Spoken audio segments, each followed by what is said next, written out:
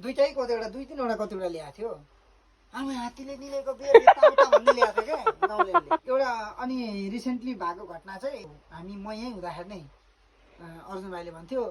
त्यो घरमा चाहिँ उठ्यो अरे क्या जाँड रक्सी भनेपछि फेरि हात्ती एकदम आउने अरे क्या त्यो चाहिँ उनै थियो क्या जाँड रक्सी बेच्ने उनै थियो घरै थियो पसल नै थियो अनि भित्र चाहिँ कोदोहरू थाक लाएर राखेको थियो अरे क्या एउटा रुममा अनि त्यो रुममा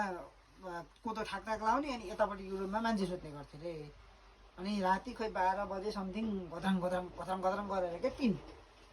हल्लियो अरे अनि त्यसपछि त्यो मान्छे उठेर अनि यसो टसबाजेर हेर्छ त हात्तीको सुँड पो हल्लिँदै थियो अरे हौ उसको टिनमाथि त यसरी सुन्दै थियो सुन्छ नि त उसले त उठेर ट्याप त्यो मान्छे त त्यसपछि हात्ती आयो भनेर हल्ला गरेपछि अनि बल्ल उठ्यो त्यस्तो त हुन्छ अनि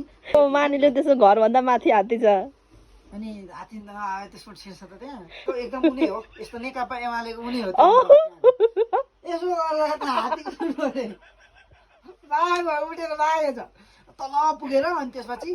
हात्ती आयो क्या हात्ती आयो भनेपछि अनि वारी गाउँ हल्ला भएर अनि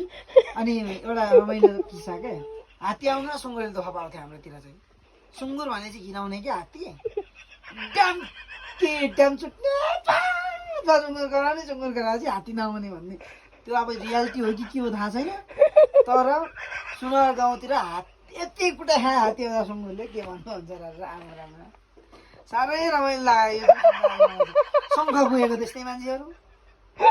शङ्ख त्यसरी फुक्ने क्या हात्ती आएपछि गर्ने त्यो हात्तीको कहानी सुनाउँदैछ क्या